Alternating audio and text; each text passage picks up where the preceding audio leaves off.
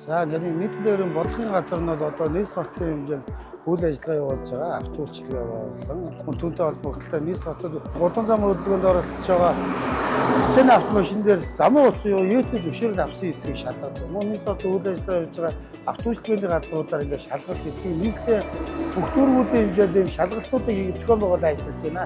За ингээд хамгийн сүүлд гарсан өдөржингчтэй ажлын өрөөнд замтгарын яамнасаа хамгийн сүүлд гаргасан төлөвлөгөөт бус шалгалтын хүрээнд бол бид ингээд өглөө орой гэсэн байдлаар тийм төлөвлөгөөт бус шалгалтыг зохион байгуулад энэ аюултай ачаанд шалгалтыг зохион байгуулаад явж байна. Нийтийн нэрмэнсээ парк шинжилгээ хийсэнд оролцуулна. Нийслэл хотын иргэдэд одоо аль болох төргийн шуурхай соёлтой үйлчлэгийг үзүүлэх зорилгоор нийтийн дээр үйлчлэгэнд ажиллаж байгаа баазуудынхаа автобуснуудыг өглөөний их гаралт оройн буултыг бол тогтмол шалгаж ажиллаж байна. Одоо тухайн тээврийн хэрэгслийн угаалга нь хэр байна, өнгө үзэмж хэр байна, дотор цэвэрлэгээ үйлчлэгээ хэр байна.